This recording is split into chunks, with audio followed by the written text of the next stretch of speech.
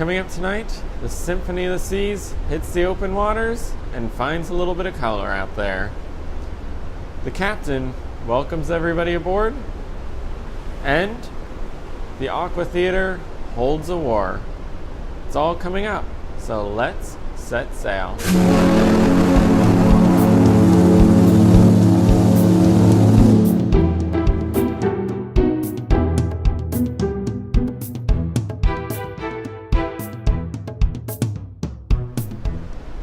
Welcome to day 2 of the cruise view from onboard the Symphony of the Seas, and today was Sunday, December 2nd, 2018. Our second day on board and our first sea day. Our noontime location was 24 degrees and 31 minutes north by 74 degrees and 24 minutes west. We did have a sea day, but there wasn't a whole lot of ship spotting. Unlike last week, we are not going to see a whole lot of ships on this voyage. Last night, as we were getting out of Florida, getting away from that popular Miami-Fort Lauderdale area, we did see a couple of ships. We saw the Celebrity Edge at one point, right off the side of the ship. And we also, at one point, were in between the Norwegian Bliss, a ship we constantly seem to be seeing, and a ship we haven't seen up to this point, the Majesty of the Seas, another Royal Caribbean ship. We're right in the middle between them, off the back of the Symphony here. You can see the Bliss on one side and the Majesty right off on the other side. Today, though, as I mentioned, was a sea day. I didn't spend too much time outside, but the couple times I went out, I looked around on the horizon, didn't see any ships, so might have missed some, but for the most part, it seems like we're pretty much on our own for this voyage. As for the weather today, we had a sunrise this morning at 6:35 a.m. and tonight we had a sunset at 5:08 p.m. It was a high of 76 degrees today, and it certainly felt warm out there. It was another beautiful warm day, but we did have partly cloudy skies, so there were moments of blue sky, sunshine, and other moments where it was just complete cloud cover, a little bit dark and dreary out there. And we did have a few passing sprinkles come through. At one point this afternoon while I was out on deck, started to drizzle just a little bit, almost like a misting that came over the ship. Turned around to look off of the port side, and it was just a massive downpour right off the side of the ship. We got the tiniest of sprinkle, but off the side was a complete downpour, and it resulted in the most incredible double complete rainbow right off the side of the ship that you could see both ends of it, and that second rainbow did form right around it towards the end of it. And just a few minutes later then, it was a little bit clear for a while, but we did get a little bit of a sprinkle again, and this time off of the starboard side it was just a massive downpour. So there was a lot of rain out there in the ocean today, but the captain has done an incredible job of weaving his way in between these storms. Clearly he cut right between those two, and that's why we got that little bit of sprinkle. Couldn't avoid it completely, but we did not get the downpour that you could very easily see on either side of the ship. It was so heavy you couldn't even see through that rain. But for us, it was just the tiniest of sprinkles. It didn't even clear the pool deck. And as for the winds, they were about 15 knots today. Wasn't too bad out there. It was windier than last week, but nothing major. And we do have some mild seas. Tonight is a little bit heavier. There was also a couple sprinkles again this evening. We passed through a front, and that unfortunately had some rougher seas behind it. Up to this point, we haven't felt the ship a single bit. Tonight, we can feel just the littlest of rocking. You can really kind of see it in the pools more than you can feel it. But it's still a pretty smooth ride right now, and this ship is so massive that it doesn't matter how bad those seas get. It takes a lot to make the ship feel it. So moving on to our compass for today, for me, started out early this morning with a 9:30 Cruise Critic Meet and Mingle. Similar to the last ones that we've seen, it was held in Boleros this time, and it pretty much featured the activities manager introducing the ship, explaining everything on board, the shows, the features, what's changed since Harmony. Abe Hughes, the cruise director, who we met on Harmony as well, came out, said a few words of his own, And then there was a raffle to give away a whole bunch of Symphony and Royal Caribbean items. Then at 10:30, over here in the Aquatheater, they had the Crown and Anchor Top Tier event. That was for Platinum members and above. And of course, it featured the usual assortment of drinks. And of course, Abe came out to talk along with the captain, and several of the officers were introduced. The highlight of the event, though, was at the end when they had one of the highline artists come out and do a little walk across the highline right above everybody's head. Show off a little bit of what Symphony and, of course, Harmony are capable of with all these new features in their Aquatheater.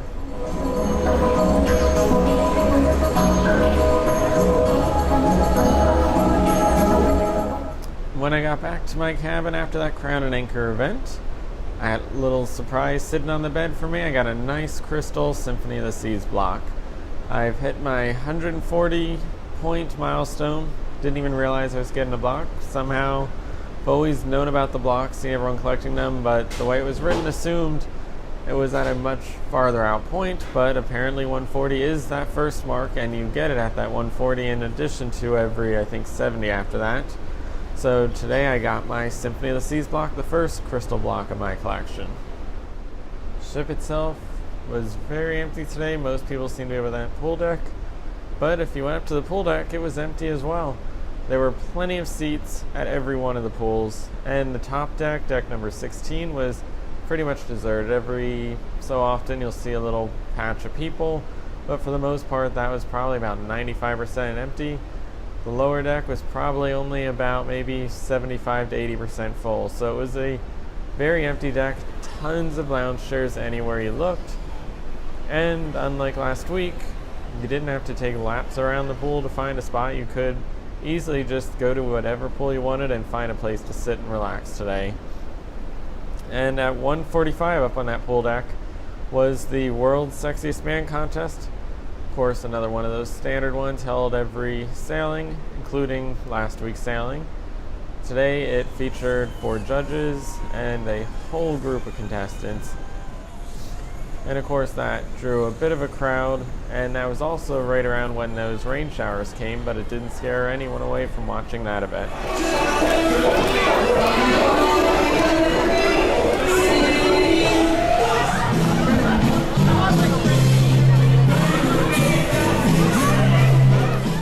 Then tonight for dinner was night 2.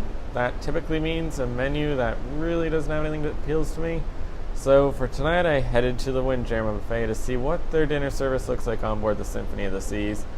And as I've seen pretty much all day with the ship, the Windjammer was pretty empty as well. There were plenty of empty seats around, not really many big crowds in the buffet area, and it was a much different setup than they had at lunch today.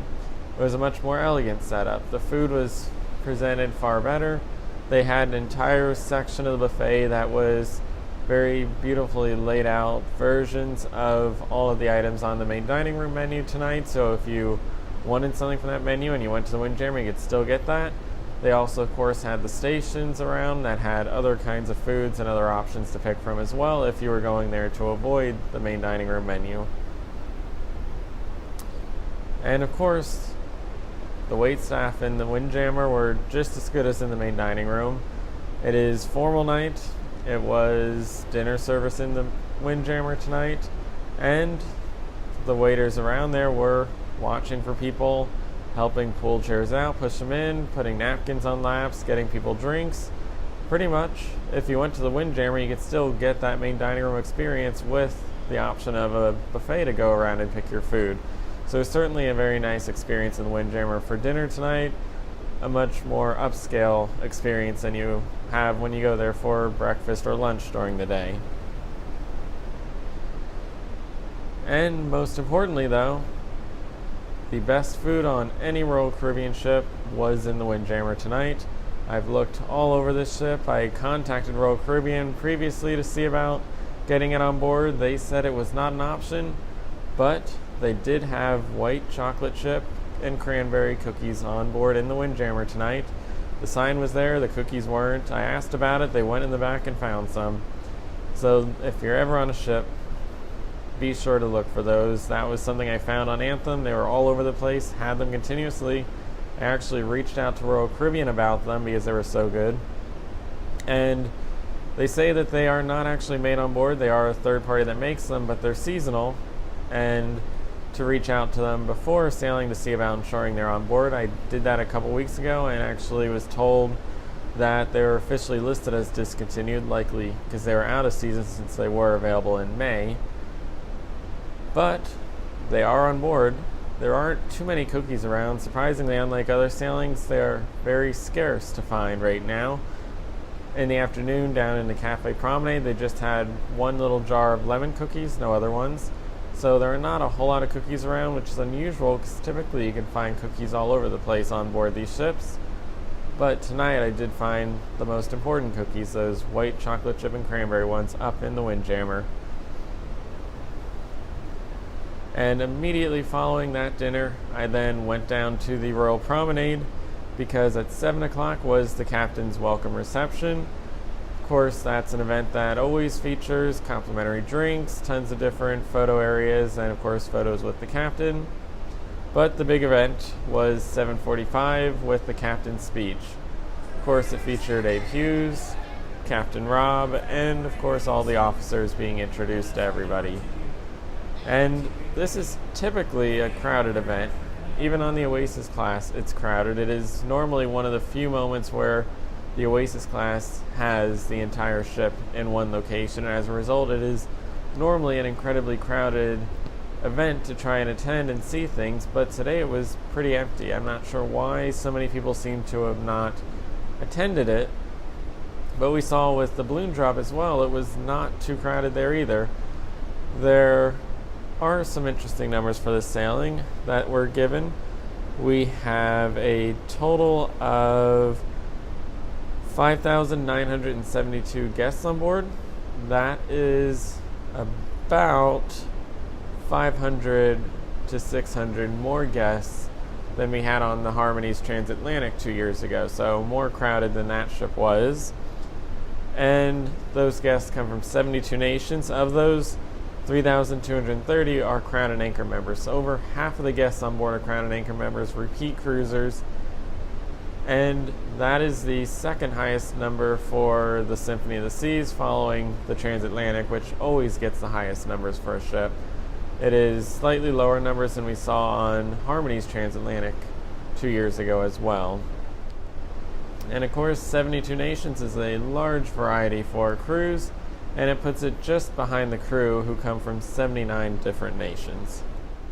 So following the captain's reception, I then came to the Aquatheater, check out the new aqua show on board the Symphony of the Seas, HiRO. It is an absolutely incredible show. There were two showings tonight, 8:45 and 10:45. My reservation was for 10:45, so I came to 8:45 for standby.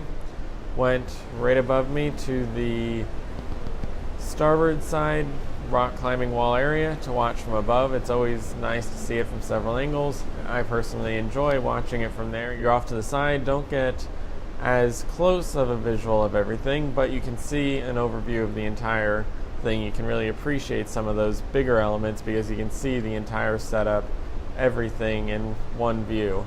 So I checked it out from up there, got to watch the entire show. It was absolutely incredible. At this point, it really doesn't seem like there is such a thing as a good or bad Royal Caribbean show because they are all incredible shows. It's more about whether a show appeals to you or touches you personally, because every show is incredible. No show at this point seems to be able to disappoint, but there are still certain shows that, for whatever reason, seem to appeal or touch people differently. And for me, HiRO, I personally preferred more than the highline, and I actually preferred it more than the ice show as well.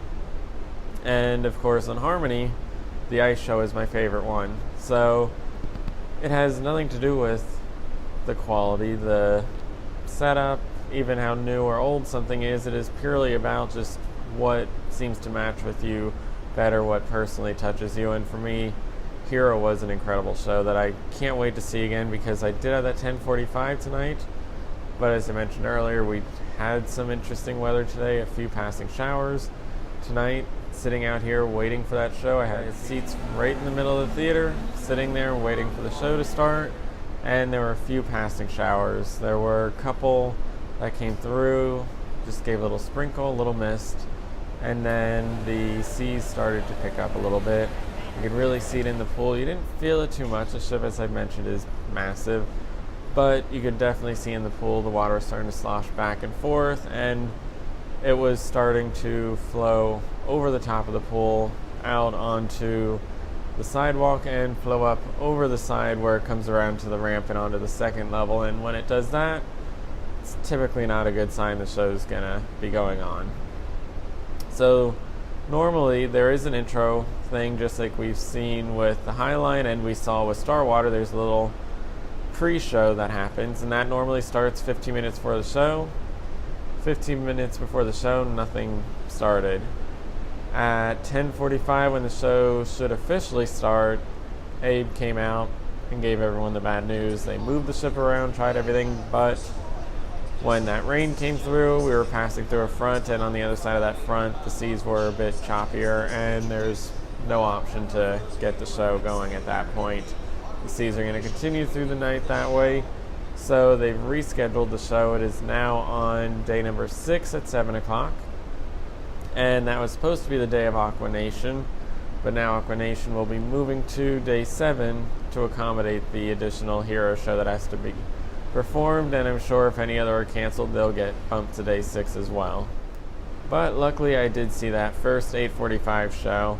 I've got to see it more times, but I did see that first one. And some of the things they've done with this show are absolutely incredible. Things are brought in from the highline. You've obviously got not one, but 2 high wire acts now. You've still got your high dives, your synchronized swimmers, all the great dancing and performances. You've got the canister swinging. You've got all the elements from the highline that were introduced that are incredible, including, of course, the massive walking loop. And, of course, that trick line is in there. And unlike the highline where they kind of pause the show to set that up, they just seamlessly set it up and take it down right in the middle of the show like it's nothing at this point. So they're really evolving, learning. Of course, those aerial moves can go so much quicker now with that new rigging that they've got up there. And when you look around this theater, it is crazy looking. There are so many lines in there. It's so much more than there was on Harmony. And of course, if you go back to the Oasis, there was pretty much just one line to bring an umbrella from the rock climbing wall over. So with every ship, they're just getting so much more up in the air over this theater. It's incredible. And one of the neatest effects is at the end of the show, when they unroll this gigantic net over the audience, and it just creates the most incredible glowing visual effect over the audience, in addition to all the projections that are on there. They've really taken the show to another level, and the projections are incredible. They've got these 2 giant video screens on board that you can see behind me here, the one back on the port side. They don't even use that for this show. This show is so incredible that pretty much 90% of the time, all those screens are showing is what's behind the screen. They basically show you what's behind the screen and blackness to make you believe the screens aren't even there because they don't want to use them. They are that reliant on those projections, and they are that good that they don't even bother with the video screens. And it works perfectly. In fact, when they use the video screens in conjunction with the projection mapping actually looks better than the visuals on the screens. With the screens, you can actually see the little LEDs, where the projections just kind of get that natural smoothness and blend to them, that the projections actually look brighter, crisper, and clearer than the LED screens. So it really is incredible what they're able to do with this venue now compared to previously. So I only saw that first one. I'll have to get back for some more. But tomorrow I do have my reservation for Hairspray, the 3rd production venue on board the ship, and that is the final showing of that. So tonight at 10:30 they did have a showing of that, and since my HiRO performance was canceled, I headed over there to catch the final hour of Hairspray, but I'm not going to go into too much detail with that. It was really neat and interesting, definitely much better than Oasis from what I saw today. Tomorrow I'll talk a bit more about that, because I don't want to go into too many shows today since I need something for tomorrow. So be sure to tune in tomorrow if you want to hear all about Hairspray, learn a bit more about that show. But that pretty much ended the night then after that show ended. That was a 10:30 show, so I got there at 11 and it ended at just after midnight tonight.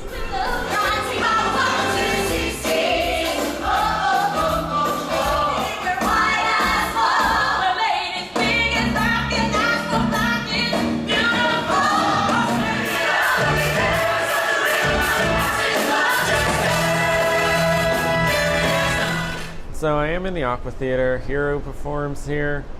And right at the entrance to the Aquatheater, you've got the Ultimate Abyss dry slide, and next to that is a new venue, Playmakers. And while you're waiting in line there to get into the Aquatheater, you can watch all your sports games.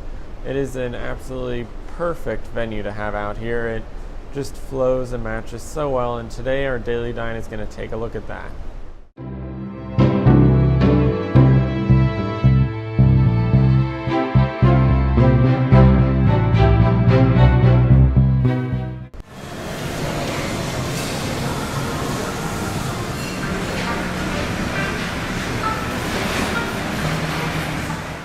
Good afternoon, my name is Mark. I'm the manager here in Playmakers Sports Bar and Arcade.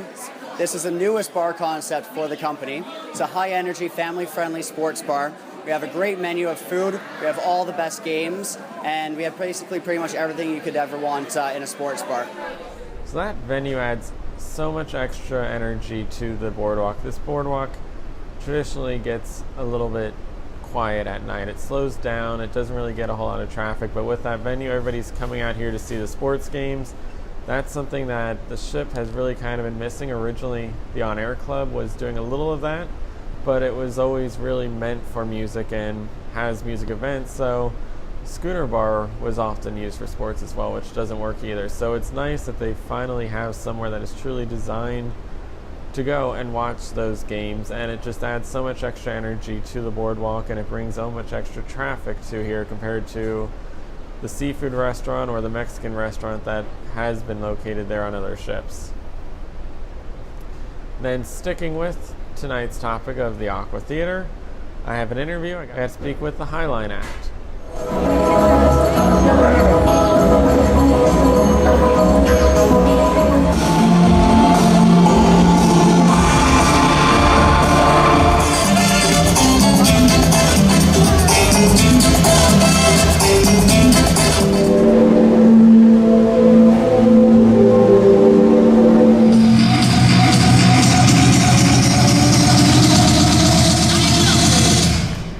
Today I am joined by Nicolás, who is a slackliner in the show HiRO on board the Symphony of the Seas. Thanks for joining me. Thanks for inviting me, for having this opportunity to share a little bit more of the behind the scenes of this great show. Yeah. Could you provide a little background on yourself? Sure. I've been slacklining for about 8 years now. Started as a hobby, just saw some people at the park, tried it, fell in love with it, never stopped practicing, and eventually started competing. Started traveling, started getting sponsors, started traveling outside the country, and eventually I landed on street gigs in Europe, then went to some competitions again in Europe, then I got hired for a circus in the US, and after that I returned to Chile, and then I got the offer from Royal to be part of a new show and a new ship. That's the only information I had, basically. Yeah. And I was like, let me think about it. How about yes? Yeah. So here I am now. So what did you like about the idea of being out on a ship, out in the middle of nowhere? First of all, if I get to do what I love, if I get to do, slacklining, and I get paid for it, and I get to travel and know all these places and meet all these people from around the world that I would never have the chance to meet anywhere else, that's like one of the biggest pluses on being here, basically. So for me, it's all about the whole experience, not just slacklining, but meeting these people, learning the new culture, trying a new dish, climbing a new mountain. That's what's about.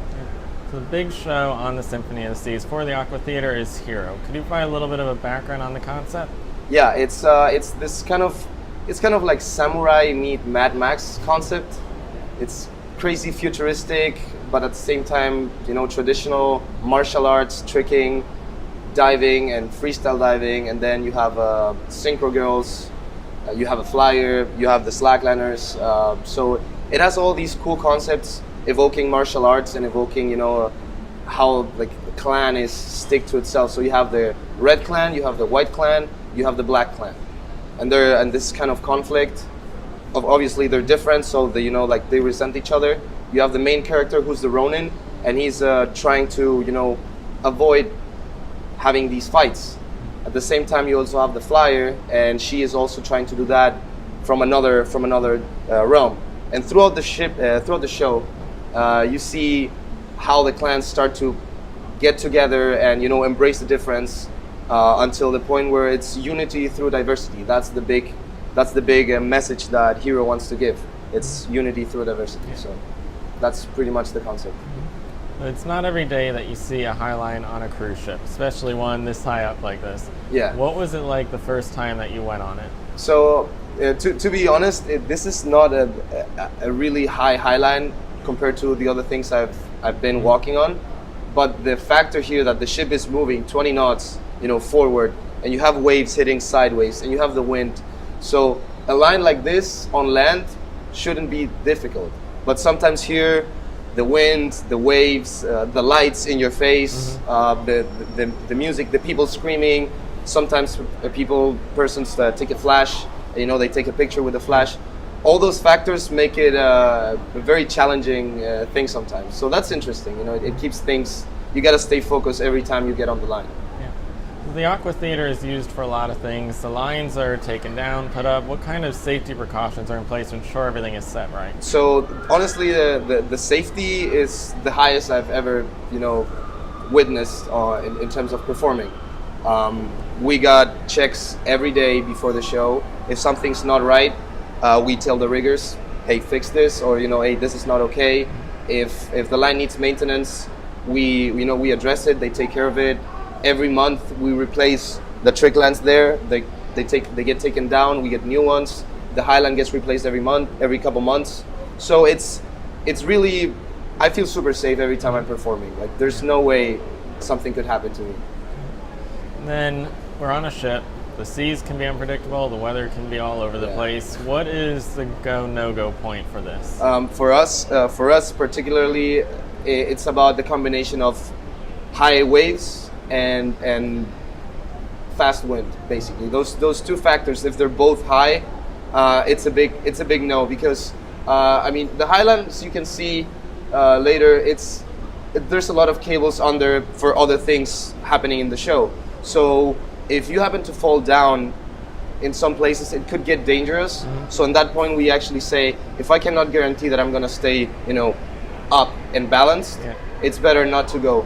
So far, we've only had to do that just once throughout the whole contract. So that's pretty good. Okay. But that's basically the no-go. It's up to us. So this is a knitwear show. So there is obviously the knitwear effect through everything in here. What kind of crazy things has he pulled off this time? Well, you've seen all the other Aqua shows. You've seen how every time there's a new show, they step up the game and they put something new. And I feel like in this show, the overachievement is pretty intense, because you have so many things happening at the same time that if you watch the show twice, you're still gonna be like, oh, I didn't see that the first time. Oh, what's that? Oh, what's this? So that's pretty much a really big factor. Yeah. And then HiRO is the primary show, but there is a second show on board. What is that show about? Aquanation. Yeah. So Aquanation is it's literally the opposite of HiRO. HiRO is super serious. We're all with our serious face almost throughout the whole show. It's very martial. It's very, you know, it's war. And Aquanation is literally the opposite. We come clapping, we laugh, we hype the audience up. So that show is literally just to sit back and enjoy, to see what we do best. Yeah. So it's literally a showcase of our talents. So it's both are nice. It's just a completely different, you know, approach to the same venue. So you've done highlines in other places, not just on board this ship. Yeah. So what is the craziest or biggest place that you've done a highline before? The biggest place I've done a highline would probably be in Austria. The line was more than 300 meters long, which for the current standards today is not really that long, believe it or not. But the biggest project I've done, I think it was with Red Bull. They contacted me. They flew from Germany to Chile. We shot a documentary for 3 days. and the main goal was to do a new Chilean record for urban highline. So highlining, usually you take the line to the mountains, to the nature where there's no one. Yeah. We did it in the city. We did it in the middle of a city between two buildings, and the point was to make this record. So obviously with all the cameras and the pressure of filming and trying to get it first try, and actually getting it, I think that's like my biggest project so far that I've succeeded with. So if you could go anywhere in the world to do a highline, where would you go? Oh man, I have a few places. Right now though, like I think Torres del Paine, down south in Patagonia in Chile, where I come from, is like one of the places that I would love to set up a line. Yeah. But for that, I think I'm gonna need a couple years more to get everything geared up for that. Yeah. But that's it, Patagonia, and then I think also would be nice to do it in New York. I mean, there's a lot of skyscrapers there, so that would be a dream as well. Yeah. So you've been on Symphony for a while now. What is next for you? After this, I go back to Chile. I'm taking part in one of the biggest slackline competitions in South America, in Chile actually. After that, if everything works okay, we're gonna do this web series for highlining through South America, and hopefully in a couple of months when the new cast is done, I would come back here and keep performing, because honestly, man, there's nowhere else where I could be doing this every day. So that's pretty much my goal for next year. Travel a little bit, maybe do a couple of short gigs on land in the US or in Europe, and then come back. All right. Is there anything else that you'd like to tell the viewers? Yeah, never stop doing what you love. Everything pays off eventually if you just never give up and continue to push for it. Eventually things starts to fall in place, and you can end up like us here with our dream jobs, literally doing what we do best and what we love the most. So thank you very much for having me here. Thank you. It was a pleasure, and get ready to see the show. Yeah. Thank you. Thank you, man. So the highline is obviously one of the high points of the show. I've gotten to talk to so many elements of the show at this point. I got to talk on harmony, of course, to high diver, aerialist. Now we got the highline.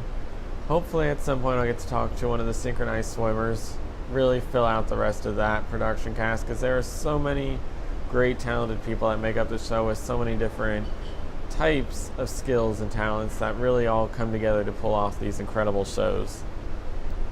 So that about does it for today's episode. Tomorrow we have a second day at sea, and as I mentioned, tomorrow night I'll be checking out Hairspray, and we'll have a little more information on that show. But for now, I'm Derek Cohn. Thanks for watching, and stay tuned for the links.